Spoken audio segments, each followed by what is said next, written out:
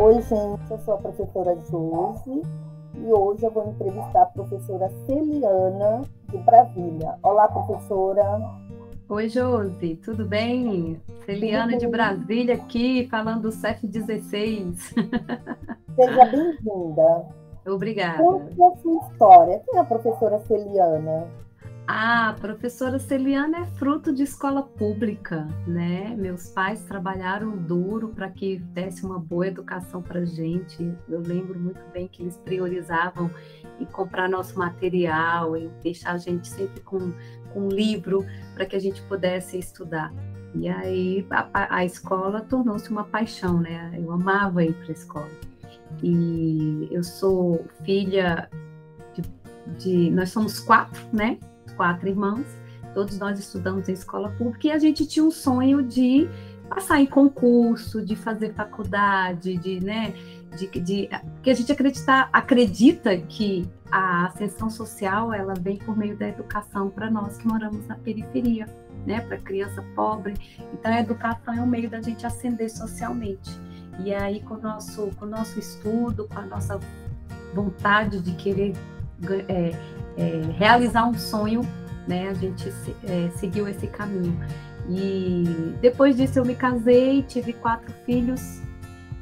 Sou mãe de um menino de 17, um adolescente de 16, aí tem o Theo de 8 anos, a caçulinha de 5 anos, todos também estudam em escola pública. Eu entendo que a escola pública tem sim excelentes profissionais, nós temos professores e professoras que desenvolvem projetos maravilhosos. Não existe escola perfeita, não existe família perfeita. Existe aquelas que querem acertar, que aprendem com os erros.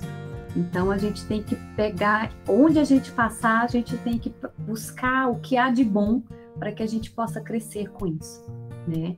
E eu fiz magistério, sou da época do magistério, não sei se muitos daqui vão assistir, vão entender o que é esse magistério, mas eu comecei dando aula em escola clássica. Não quis fazer pedagogia porque eu queria tentar algo diferente. Eu era muito apaixonada por literatura, né? Então eu decidi fazer letras em inglês. E aí, depois que eu terminei minha faculdade, eu comecei a dar aula para o ensino médio, dei vários anos aulas no ensino médio, né? Na Samambaia, aqui do DF. E como eu tive a 4ª filha, eu precisava ficar mais perto de casa para dar atenção para os meus filhos, né? Aquela correria de levar a menina para a escola, de vir almoçar em casa e tal, eu precisava trabalhar mais perto de casa. E foi aí que eu conheci o CEF 16 de Ceilândia. E estou trabalhando lá desde 2018 para poder acompanhar meus filhos. E aí eu fui para o ensino fundamental 2. Então hoje sou professora de inglês dos 8º e 9º anos, né? E aí estão as minhas 2 paixões, a família e os estudantes, né? Que é onde eu dedico aí boa parte da minha vida. Esse é um pouquinho da minha história. Sei que você gosta de trabalhar com projetos. Você poderia falar de um projeto que deu mais certo? Então, gosto. Eu sou da pedagogia dos projetos. Geralmente pelas escolas pelas quais eu passei, eu sempre desenvolvi algum tipo de projeto. Projeto de literatura, projeto ligado na área de inglês, né? Que às vezes você dá aula de literatura, aula de português. Eu fui para dar aula de inglês. Mas eu senti muita necessidade de trabalhar projetos, porque eu acho que isso complementa muito a sua aula. E dessa maneira você também trabalha os temas transversais, que é muito pedido na BNCC, no caso do Currículo em Movimento, aqui do Distrito Federal, que é a nossa base, né? E então você chega numa escola, você encontra alguns problemas com preconceito, discriminação, você encontra assim um excesso de agressividade, uma falta de diálogo entre os estudantes, né? Muita ocorrência de bullying, às vezes os estudantes com autoestima baixa, né? Aquele desânimo, alguns muito tristes, aí ocorre até a questão da automutilação. Então, em 2018, quando eu cheguei no CEF 16, eu encontrei essa realidade. E muito angustiada com tudo isso, eu entendi que não dava para trabalhar só conteúdo, não dava para ser só conteudista. Eu precisava levar algo a mais para esses estudantes. E como a leitura é algo que me transforma muito, Quando eu estou precisando de algo, até quando eu estou triste, eu busco por meio da leitura uma maneira para me animar. Então, como a leitura para mim foi muito transformadora em toda a minha vida, especialmente na faculdade, então eu acredito que a leitura ela transforma. Que a gente conhece pessoas, a gente conhece o mundo por meio da leitura, né? Então eu decidi assim buscar recursos. Na época eu fiquei, o que eu vou fazer? E aqui nós temos um centro de aperfeiçoamento a EAP, né, que é um centro de treinamento, uma continuada aqui para os professores do Distrito Federal, e eu fiz 2 cursos lá. Em 2018 eu fiz um curso chamado Mulheres Inspiradoras, que foi de uma idealizadora, foi a Gina Vieira, que também fez um lindo projeto aqui nas escolas de Ceilândia, né, e no ano seguinte, Democracia e Cidadania na Escola, para poder trabalhar direitos humanos. Tendo essa base teórica e base legal para poder fundamentar, nasceu o projeto Desiderata, que foi o projeto que eu desenvolvi no CEF16. Fala idealizadora, porque eu tive a ideia, né, de trabalhar esses temas, onde a gente vai pensar aí como combater preconceito e discriminação, onde a gente vai entender o que é racismo estrutural, onde vamos trabalhar equidade de gênero, relações étnico-raciais, respeito à comunidade LGBTQIA, respeito à diversidade, e dessa maneira promover uma cultura de paz na escola. E esse é o principal objetivo do projeto, a gente entender como as discriminações e os preconceitos ocorrem em nossa comunidade, para que a gente possa ter ações por meio dos estudantes, porque tem que partir deles, não adianta você ir com a teoria, com roda de conversa, a gente leva texto, faz uma roda de conversa e eles colocam para fora as angústias que eles estão sentindo. Todos nós precisamos do nosso lugar de fala. A mulher, às vezes, tem que lutar muito na sociedade para ter seu lugar de fala. As pessoas que estão nesses movimentos diversos, né, nas comunidades que precisam desse lugar de fala para poder colocar o que eles precisam, né? Então a gente precisa ter esse momento de fala. E na escola não é diferente. Se o coração da nossa escola são os estudantes têm que ter um lugar de fala. Então, às vezes a gente tem preocupação de como fazer um conselho de classe participativo, mas o conselho de classe participativo é uma maneira que a gente coloca para buscar. Às vezes o menino não tem maturidade para poder fazer uma crítica, mas é com essa prática que a gente ensina. Então, é praticar você ter um senso crítico, mostrar que o senso crítico ele é importante quando é construtivo, quando ele é destrutivo, você só está olhando o lado negativo das coisas. Então, quando você critica algo, é legal você levar uma solução para isso também, para que a gente possa crescer juntos. E às vezes a gente, como adulto, não percebe o lugar do estudante, assim, o que ele está percebendo, porque a gente, como adulta, como professora, como mãe, a gente enxerga de uma maneira. Claro, a gente enxerga da maneira de um adulto que tem uma experiência acadêmica diferente. E aí, quando você ouve a versão deles, você percebe que eles têm uma visão ainda de adolescente. Então, que esse momento seja respeitado. E eu acredito que quando se faz pedagogias de projeto na escola, quando se desenvolve esse tipo de projeto, você consegue priorizar a vontade dele, no sentido de que maneira eles aprendem. Porque os jovens de hoje aprendem de uma maneira diferente de como nós aprendemos. E a gente vai ter que se adequar a esse modo para você poder conquistar. Porque o professor hoje não é mais o dono da verdade, né? Não dá mais para a gente subir num pedestal e ficar lá blá, blá, blá, blá, blá, blá, blá, blá. A gente não aguenta, eles não aguentam também, e a gente tem que fazer, na verdade, uma troca, né? O estudante, ele tem que ser protagonista da sua educação, tem que ser protagonista do seu conhecimento. Então, a gente deve mostrar isso. Não é algo que a gente consegue de um dia para o outro, Josi, né? Quem trabalha em escola sabe disso. Só que eu acredito, como professora, sempre acreditei no trabalho de formiguinha. Então, quando você faz um projeto, você dá 1 ano de projeto, no 2º ano vai aperfeiçoando, no 3º ano vai melhorando, os alunos vão entendendo que aquilo é um projeto da escola, eles vão contribuindo, e isso é maravilhoso. Por quê? Quando começou esse ano, já 2 alunos me abordaram, antes mesmo de conhecer o projeto, e já trouxeram poesias para mim. Olha, professor, eu sei escrever poesia, e já trouxe uma poesia, porque eles sabem que a gente faz essa produção de texto, produção de poesia, produção de desenhos, e é linda a produção que eles fazem. A gente, assim, quando vê o senso crítico deles por meio do desenho, da poesia, a gente se orgulha muito de ser professora. E eles entendem do que a gente está falando. E para o ser humano ele mudar, a atitude tem que partir dele. Então, a gente leva muito essa questão de que toda mudança é de dentro para fora. Não adianta a gente impor certas coisas. A mudança é de dentro para fora. E eu acredito que a gente conquista, né, pelo menos a maioria dos estudantes, que nem todo estudante vai para a escola para estudar, mas existe uma maioria que entende que aquilo é importante para eles, porque a gente também não vai agradar todo mundo. Então, a gente tem que dar o melhor para quem quer receber esse melhor, né? Porque tem estudante ali que, como eu, quer vencer na vida, quer fazer um concurso, quer ser empreendedor, que tem vários caminhos. Hoje a gente tem como mostrar para eles que, na minha época, um dos melhores caminhos era ser funcionário público.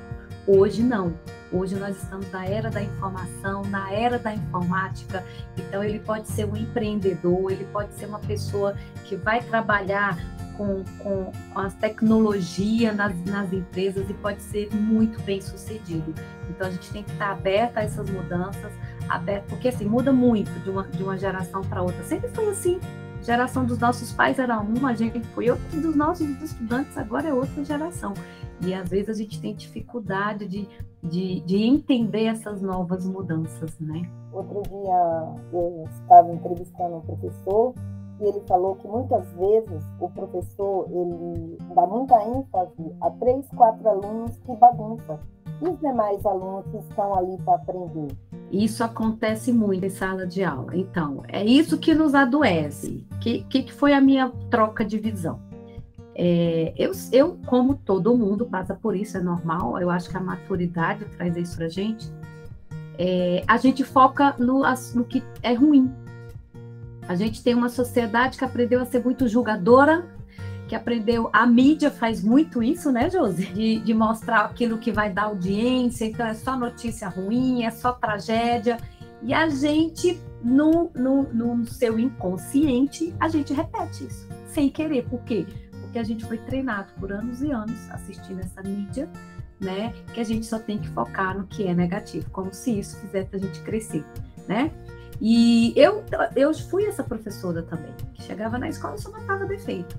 Então, você só olha para o menino que está bagunçando, o menino que não está fazendo atividade, você olha para os defeitos da escola, você culpa o sistema, você culpa o colega que não está chegando na hora, você culpa tudo isso. E uma vez conversando com meu esposo, ele falou assim comigo, que a gente tem que focar naquilo que é interessante para a gente, né? Então, ele, olha, amor, o que a gente foca expande. Então, se você está na escola focando só nas coisas ruins, é isso que vai crescer na sua visão, na sua vida. Se a gente começar a focar no que é bom, porque não tem como, gente, uma escola, ela tem coisas boas, senão seria um caos. Se uma escola, 3 ou 4 que querem bagunçar, se a gente trocasse, se fosse a maioria, seria um caos, ninguém conseguiria dar aula. Só que uns poucos realmente aqui não querem ali, que ainda não se encontraram porque estão amadurecendo. Às vezes eles vão se despertar para uma educação, para conhecimento na faculdade. A gente não sabe quando vai ser esse despertar. Mas como professores e professoras, a gente tem que entender que a nossa missão é plantar sementes. É jogar um modelo de educação, um modelo de conhecimento. Esse modelo vai servir para uns, não vai servir para outros. É por isso que nós temos uma diversidade de professores. Tem o professor de História, de Geografia, de Artes, Português, e geralmente o estudante ele vai se identificar com algum conteúdo. Tem estudante que é mais da área de exatas, tem estudante que é mais da área de humanas, tem estudante que gosta muito de literatura, tem estudante que se fascina em aprender uma outra língua. Tem estudante que ama desenhar, então por que não pegar essa arte, essa maneira dele se expor para o mundo, né? Se expor para a comunidade e transformar em o talento dele. Então, a gente tem que pegar o talento de cada estudante e mostrar que isso que vai ser importante, que é isso que nos faz feliz. Quando a gente está dentro do que é nosso talento, do que nos faz feliz, não é trabalho. Você já viu que a gente às vezes termina o dia, a gente está cansada, mas a gente está com um sorriso nos lábios, porque você fala, fim do dia. Então eu tenho orgulho de trabalho bem feito. Se você ficar pensando nas pessoas que não gostam do seu trabalho, você não vai fazer nada, porque sempre vai ter alguém que não vai gostar. Então é focar. Quando você tem um objetivo, Quando você sabe onde você quer chegar, nada te impede.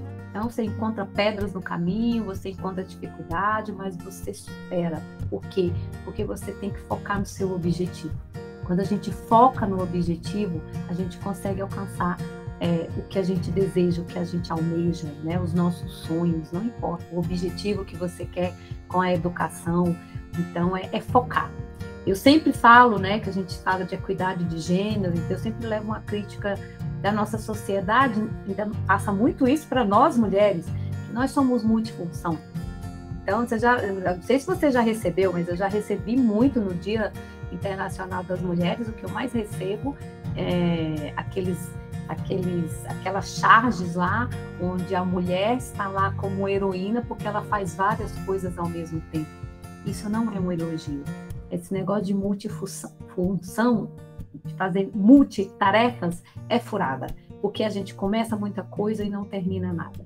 A gente tem que focar no que a gente quer. A gente tem que entender o que é supérfluo, o que é medíocre.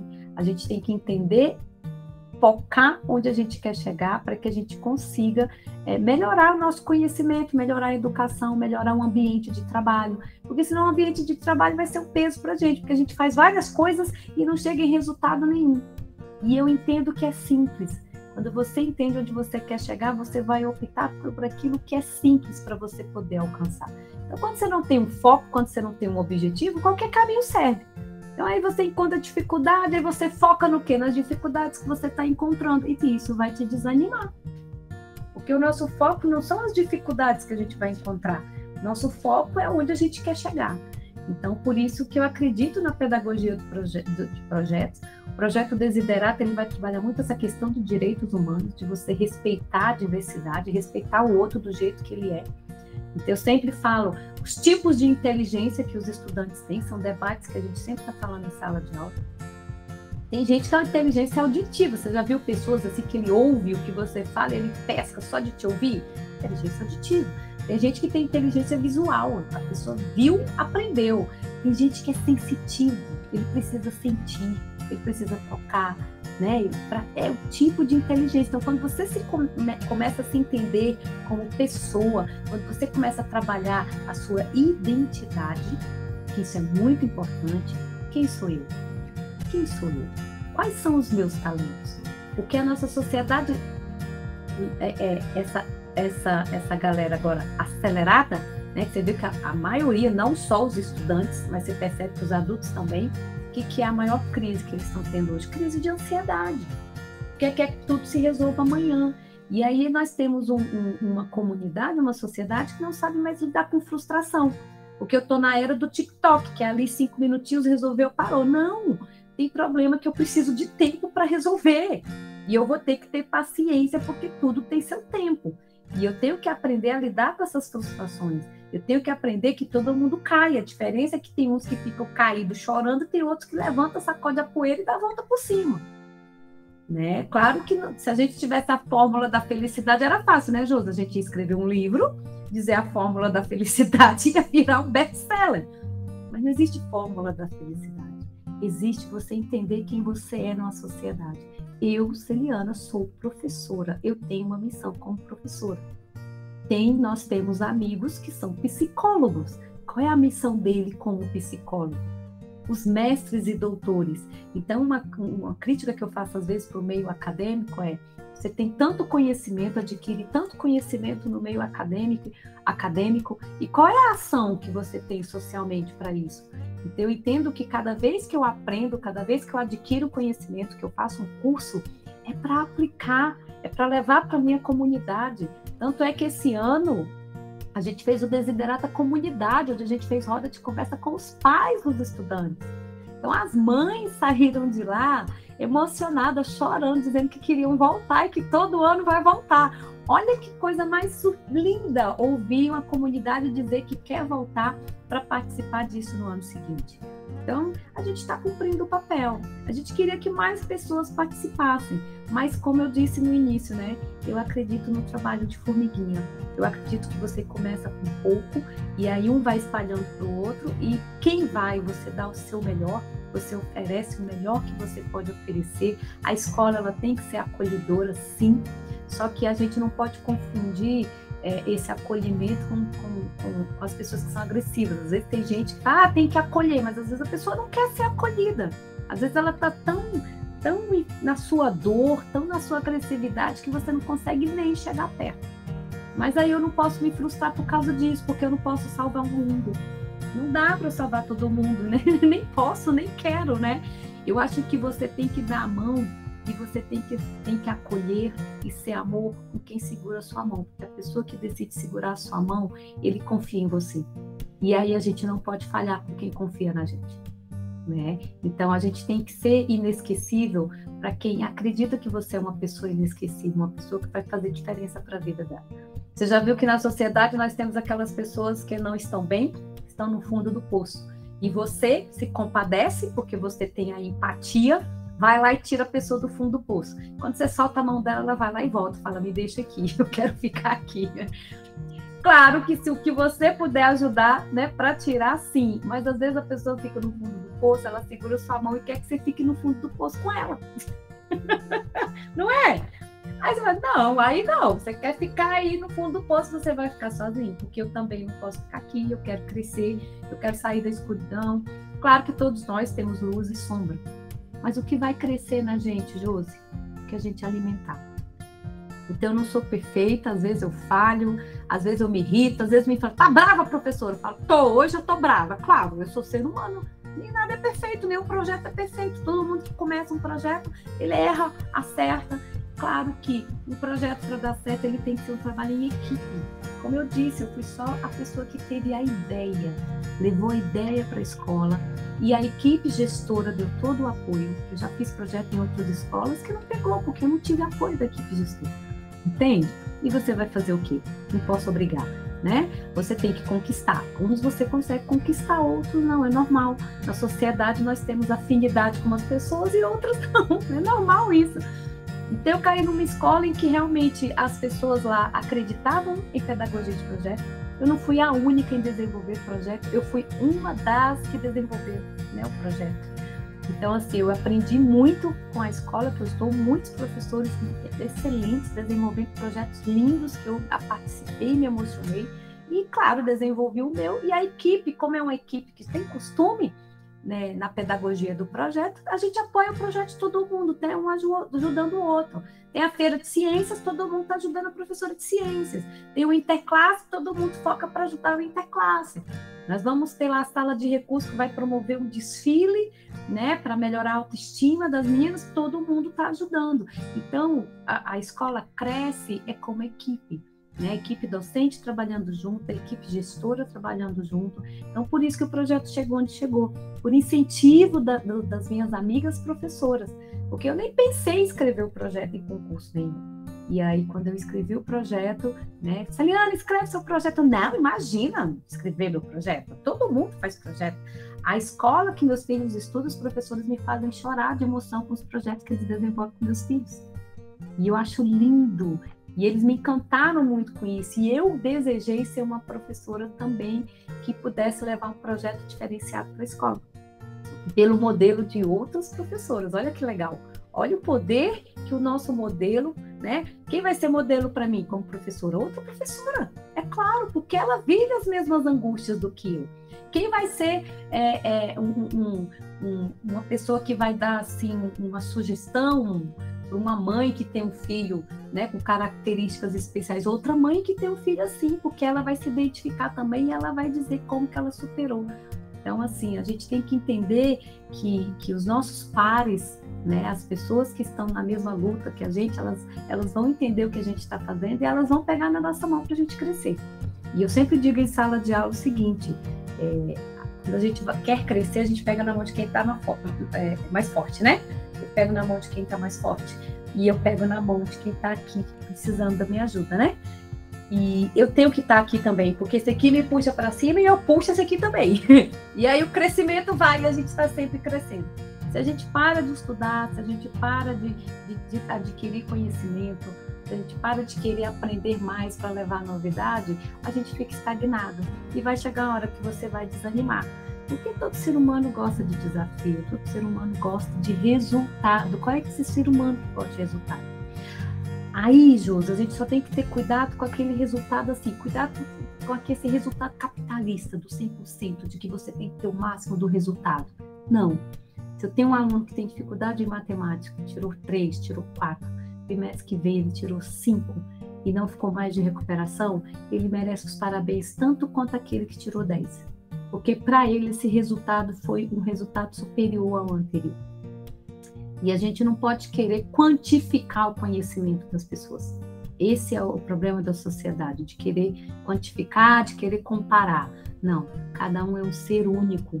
Eu não tenho que comparar, eu tenho que entender qual é o seu talento, a gente tem que entender qual é o nosso, de que maneira a gente pode ajudar o próximo, seja na comunidade, na família, em outras comunidades religiosas e tudo mais, ou comunidades educacionais, não importa. Quando você entende o seu talento, quando você entende de que maneira você pode contribuir socialmente, você contribui. E você fica feliz por isso. Por quê? Porque é o seu talento, é o seu dom, é leve. Você faz porque isso é fácil para você. E às vezes a gente fica querendo fazer algo que não é seu talento. Aí você toma um peso.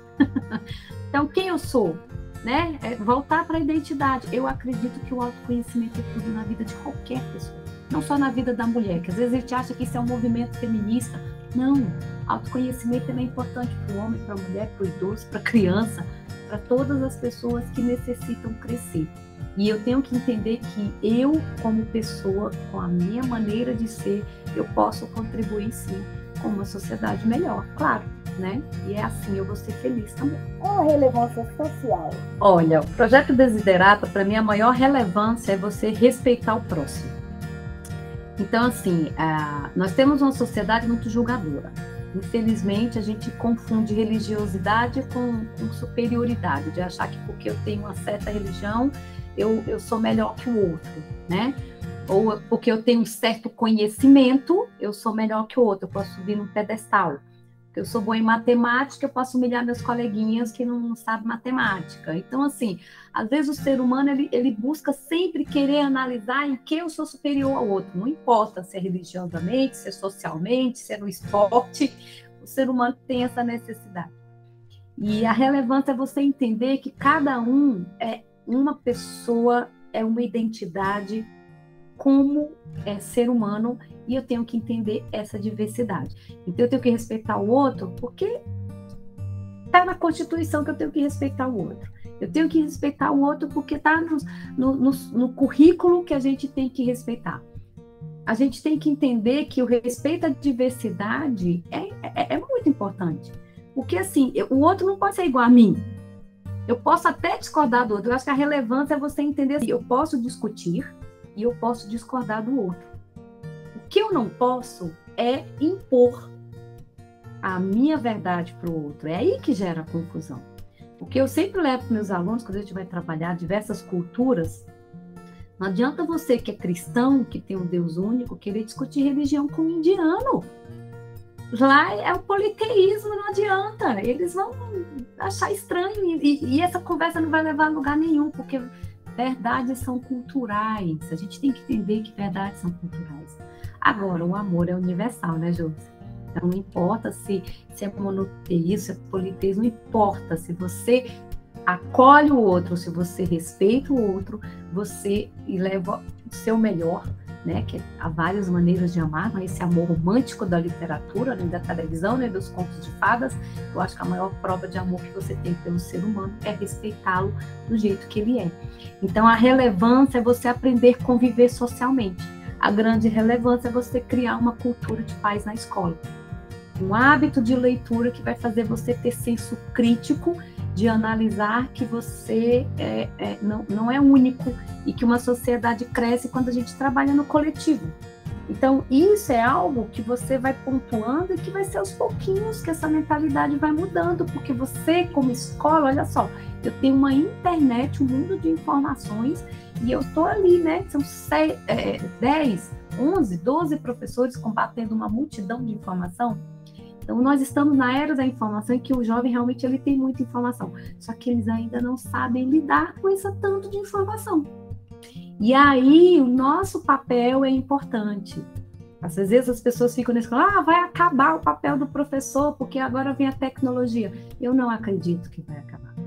Eu não acredito, porque a gente precisa do ser humano, a gente precisa do contato do outro para aprender, a gente precisa do outro para aprender a como potencializar o nosso conhecimento, entendeu? Não adianta eu ter conhecimento demais e não fazer nada com esse conhecimento. Não serve, não vai servir para nada essa quantidade.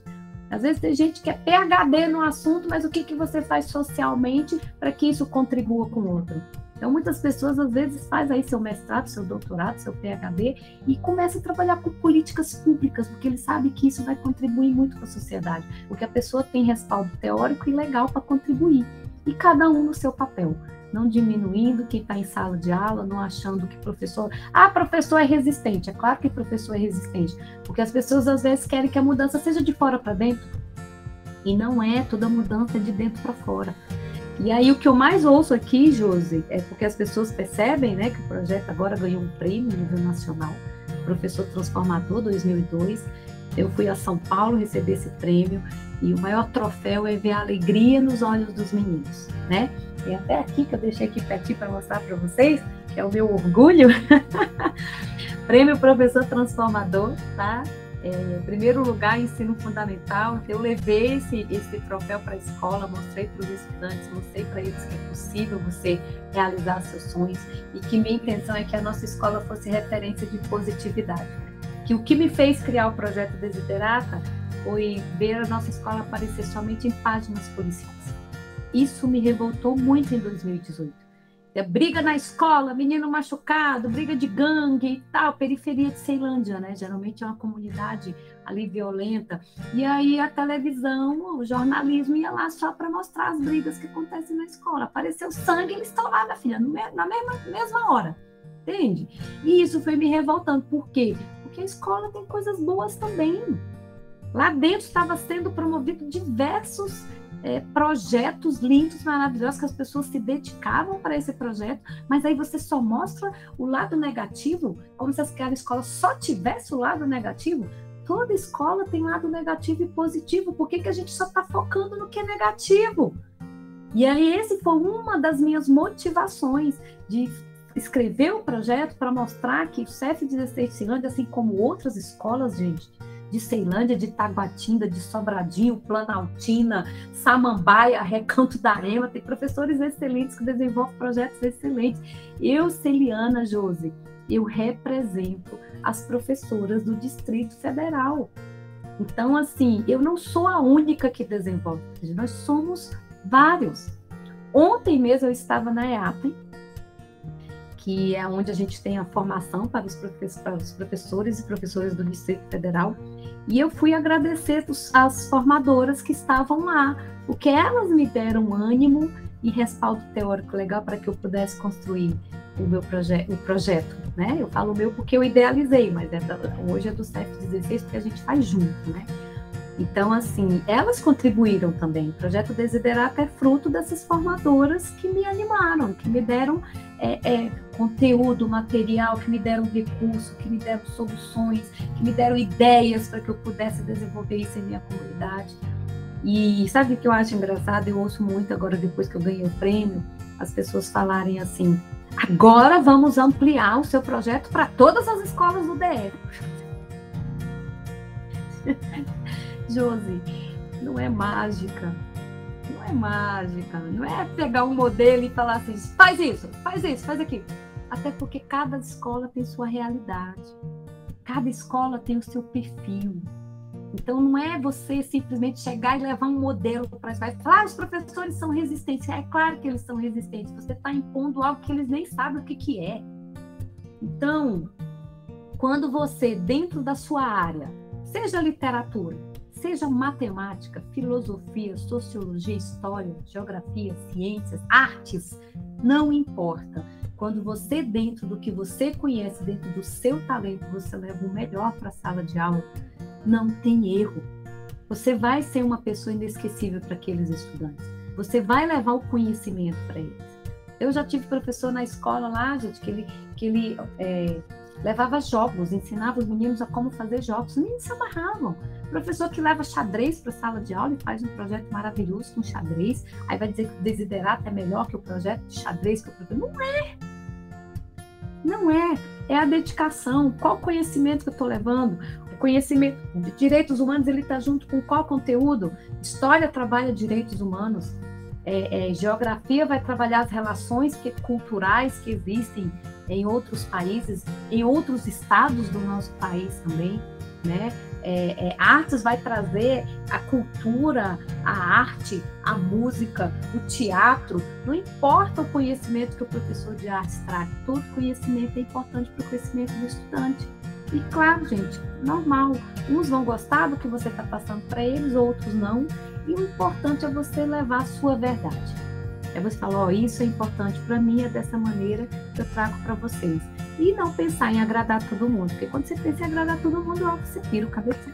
Então a gente nunca erra quando a gente leva a nossa verdade, quando a gente leva o seu ideal, quando você leva a sua verdade para a sala de aula, você só tem a colher bons frutos.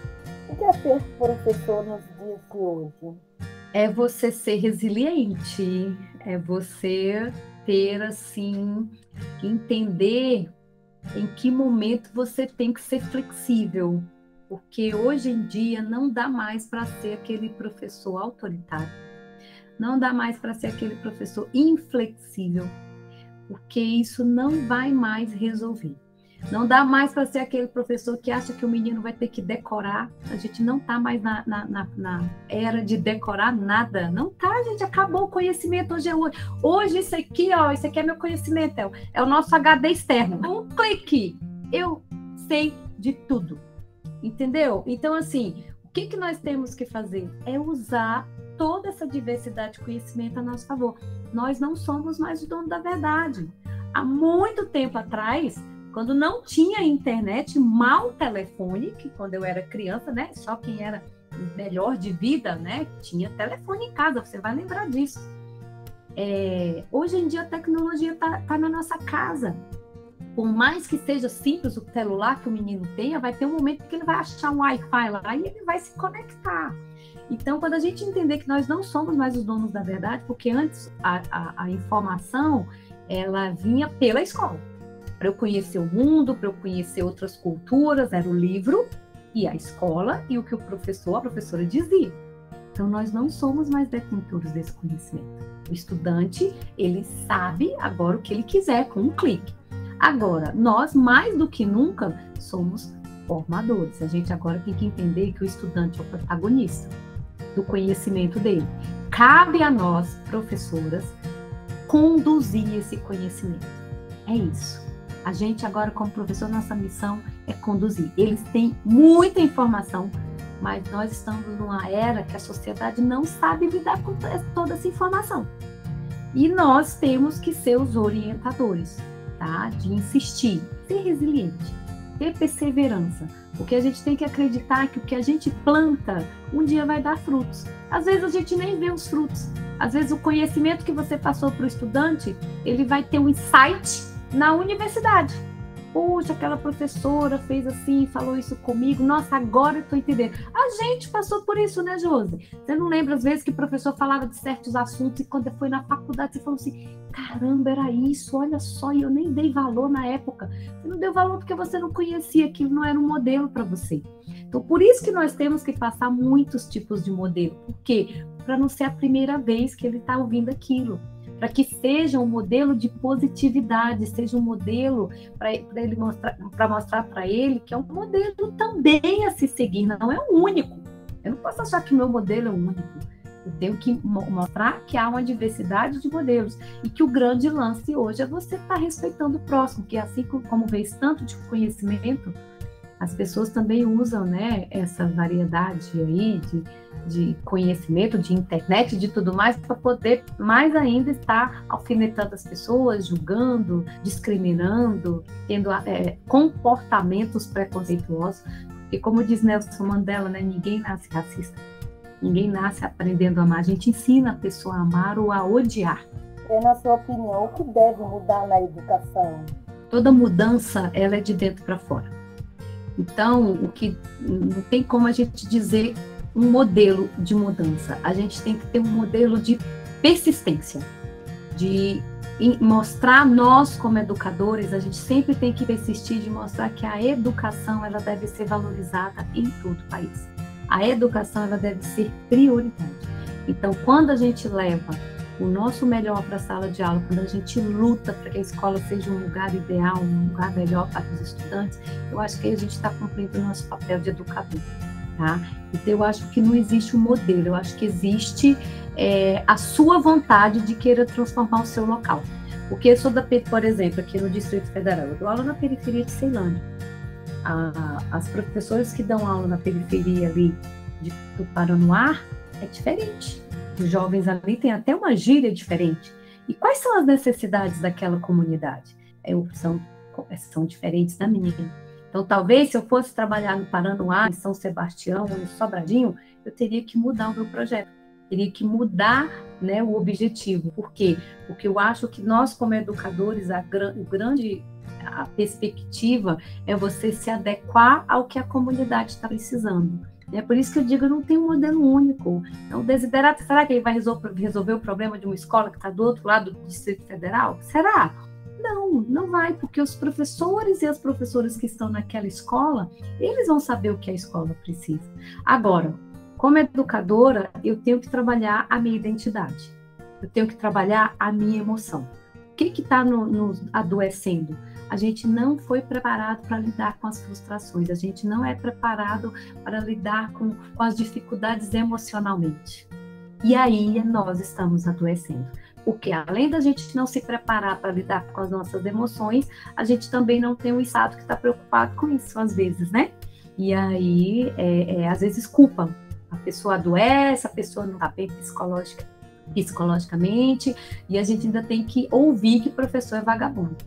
Então, isso é algo que a mídia, até do Distrito Federal, ajudou uma certa época a espalhar. Então, como assim você generalizar? Nenhuma generalização, ela faz bem para o outro. Você não pode generalizar que toda mulher não sabe dirigir. Como assim? Né? Todo homem é machista. Não vamos generalizar.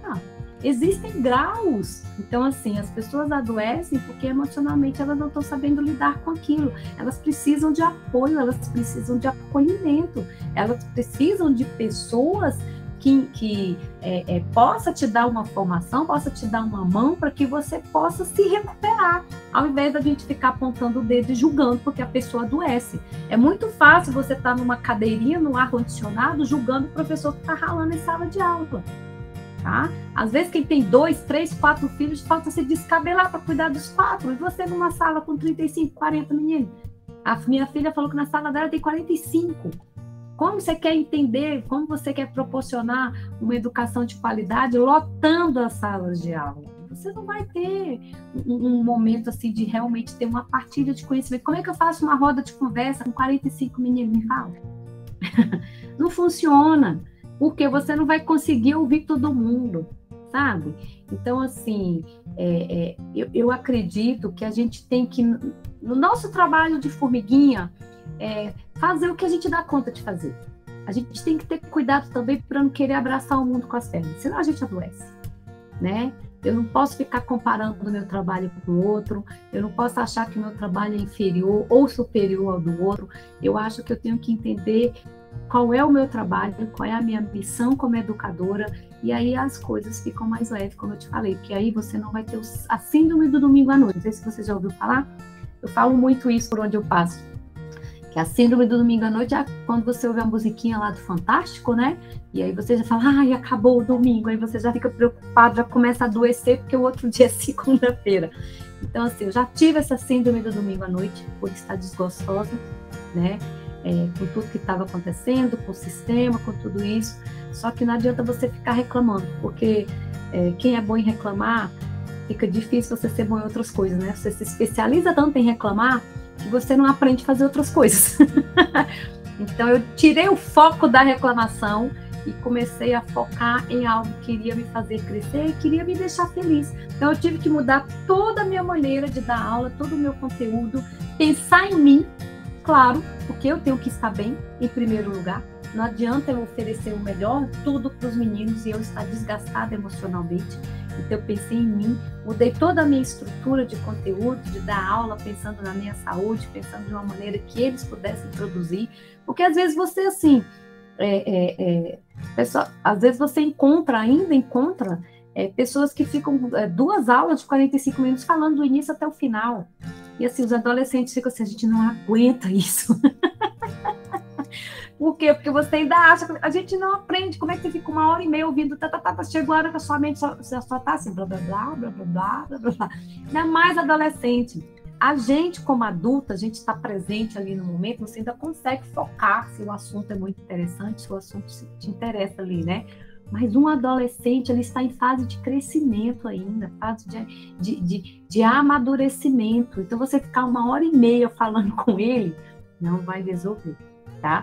Então, a melhor maneira de você mudar algo, de você querer alcançar os adolescentes, é ouvindo. Então, eu percebo que a nossa sociedade é uma sociedade que tem muito crítica, porque a gente não foi emocionalmente preparado para lidar com crítica. E eu sempre falo para meus alunos, não tenho medo de crítica, eu faço sempre no final do ano, um momento, eu falo, pode falar o que você pensa. E tem aluno que ele faz contribuições excelentes para você, para o seu crescimento como profissional. Tem uns que vão fazer aquela crítica que você fala, tadinho, né? Ainda é muito infantil. Ignora. Se aquela crítica não vai te fazer crescer, você tem que falar assim, essa crítica não me serve, ela não foi para mim, porque está em desacordo com o meu objetivo como educadora. Então, essa crítica não vai te atender. Você vê que às vezes o menino faz uma crítica por criticar, ele nem sabe do que ele está falando. Mas tem aqueles estudantes que falam, professora, assim, se fizesse dessa maneira, seria assim. E quando você dá essa voz para os estudantes, quando você os ouve, não tem como. Você vai preparar uma aula pensando em conquistá-los. Conquistar o quê? Conquistar para que eles possam ter prazer pelo conhecimento.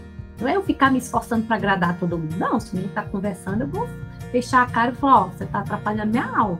Às vezes a pessoa acha que você é oba-oba. Não, eu sou exigente em sala de aula. Olha, eu não consigo dar aula, vocês falando junto comigo. Eu não consigo fingir que eu estou dando aula e vocês estão fingindo que está...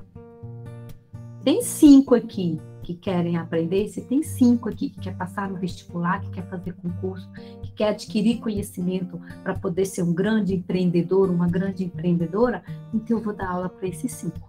Agora, os outros não podem atrapalhar. Você veio para a escola com outro objetivo, então conquiste aí, faça o seu objetivo sem atrapalhar quem quer estudar. Então a gente tem que ter uma certa exigência também, porque senão você não consegue dar aula, senão vira um caos, né?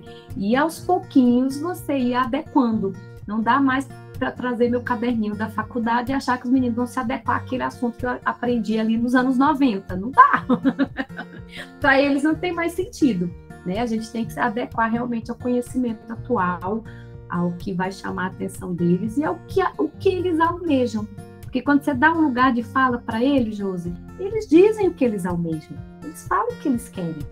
Né? E às vezes eles ficam assim, muito chateados pela maneira que eles são tratados. Então, assim, eu já ouvi uma estudante chegar triste na minha aula. E a gente conhece, né? Como eu trabalho com eles o 8º e 9º ano, então eu fico 2 anos com eles. Quando termina o 9º ano, a gente vira amigo, né? E aí a gente fala assim, ela chegou triste na minha sala e eu perguntei assim, o que foi, fulana? Por que você tá triste? Ah, nada não, professor. E eu falei, não, você não é assim. O que aconteceu? Ah, é que eu falei com o professor que eu queria fazer medicina e ele me disse que é impossível um estudante de escola pública fazer medicina. E isso abalou muito a estudante. Então, assim, como assim? Você não consegue alcançar o sonho e aí você vai dizer que a pessoa não consegue também? Olha, meu amor, é claro que você consegue. Às vezes, a pessoa só enxerga um caminho. Às vezes, a pessoa só acha que tem como você ser médico fazendo somente a primeira vez o curso. Não, tem outros caminhos. Se você vai persistir nos seus sonhos, se você sabe o que você quer, começa a percorrer os caminhos que vai te levar para você alcançar seu sonho. Então, a gente é autoridade para eles. Então, quando uma autoridade chega para eles e fala, você não vai alcançar isso, porque, olha só, é impossível um aluno de escola pública passar em medicina. Não tem como, você destrói, você está destruindo sonhos, né? Tem como sim. Você vai atrás disso. Você vai estudar para isso. Não passou a primeira vez, você vai fazer um curso, tem outros caminhos. Busque os outros caminhos que tem. Pergunta isso. Tem muito médico que veio de família, né? Que já tinha essa possibilidade. Mas você encontra médicos que vieram de famílias humildes, sim. Então pergunta para eles como é que eles conseguiram. Conseguiram. Então se conseguiu, você consegue também. Então, quando a gente quer crescer, a gente tem que pegar na mão de quem está mais forte, porque essa pessoa vai te ensinar. Você escolhe o caminho e pega na mão de quem vai te orientar para que você possa crescer. Porque a gente não pode achar que nós somos seres egoístas e que a gente tem que conseguir tudo sozinho. Não, esse negócio não. Eu passei por superação. Ninguém passa por superação sozinho. Sempre tem alguém que vai te ajudar a superar. Sempre tem alguém com a palavra amiga. Sempre tem alguém, fiz sozinho. Não fez porque você... Eu li os livros sozinho. Não, mas alguém escreveu o livro para você ler. Então, não foi sozinho, né? Alguém escreveu o livro e você se beneficiou com esse livro. Então, você realmente precisa do outro, precisa de alguém para estar te falando algo para te fortalecer.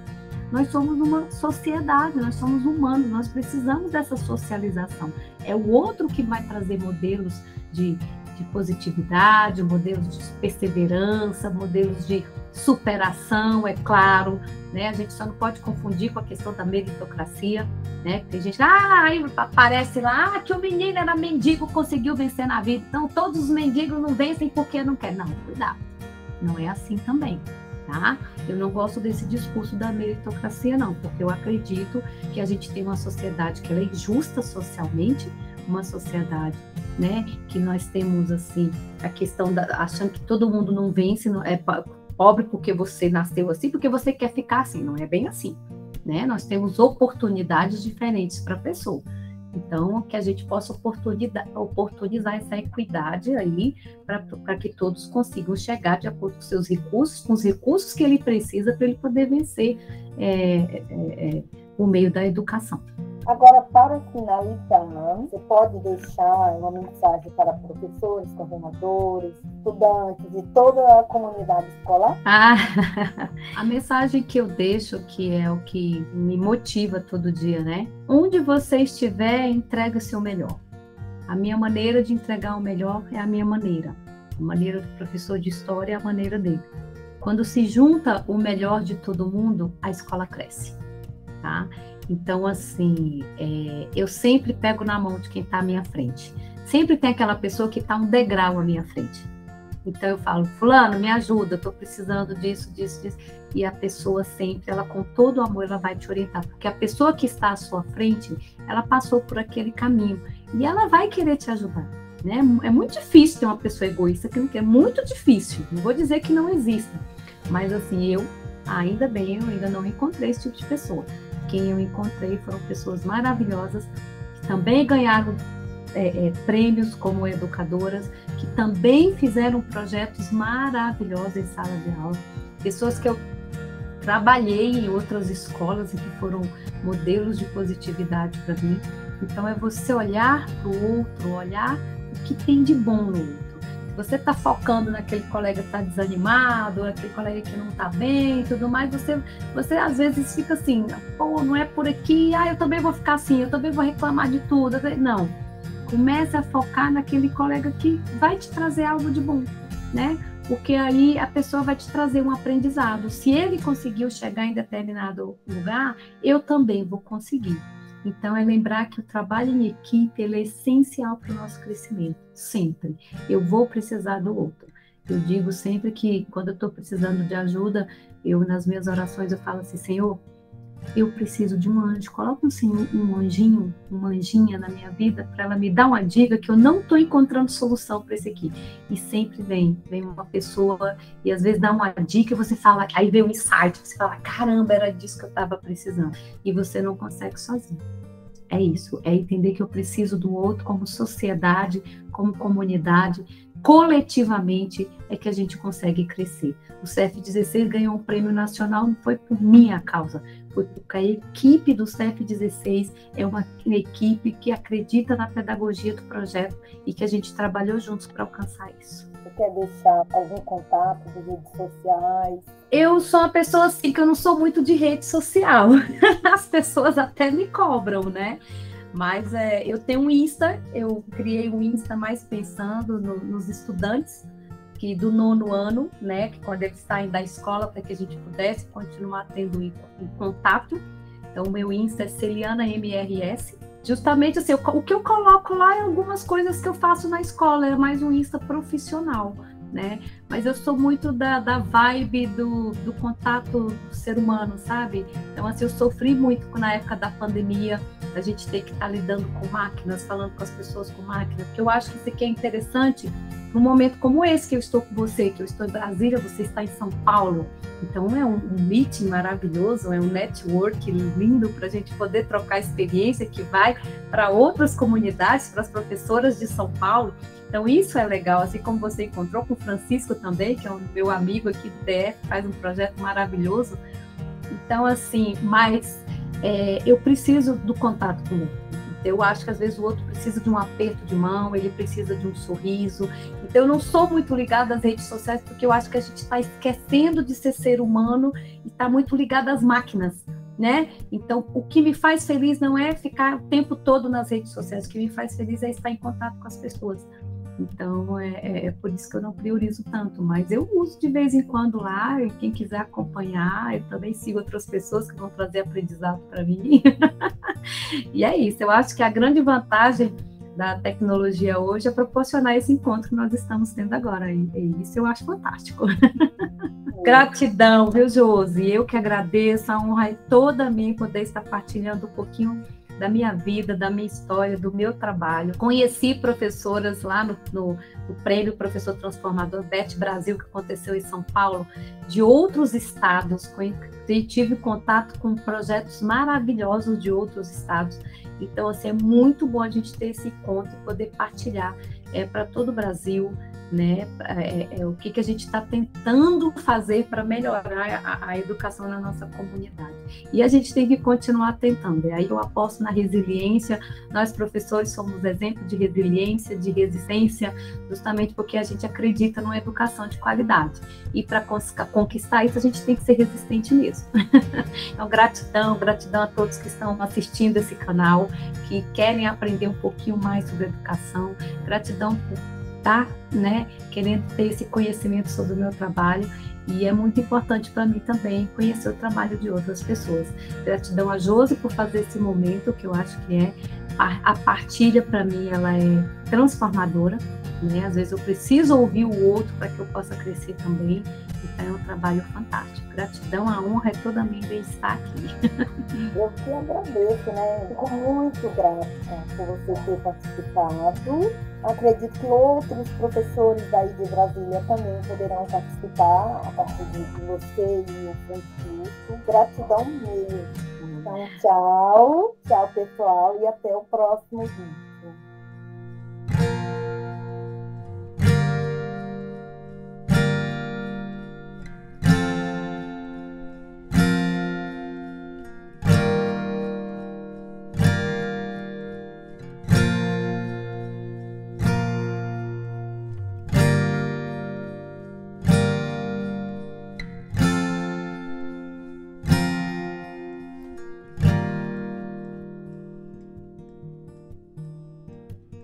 César Caçador, professor Wagner Severino.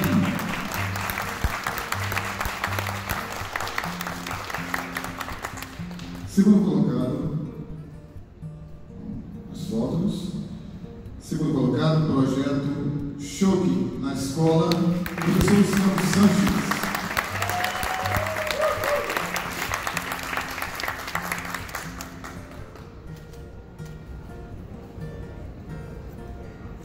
Primeira colocada, projeto Desiderata, professora Celiana Mota.